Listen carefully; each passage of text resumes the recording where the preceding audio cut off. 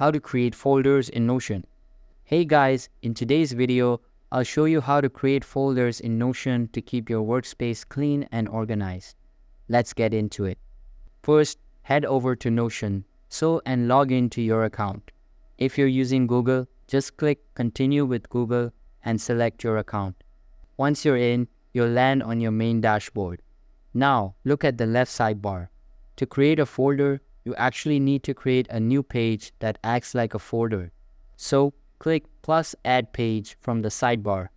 Give it a name, for example, Projects or Work.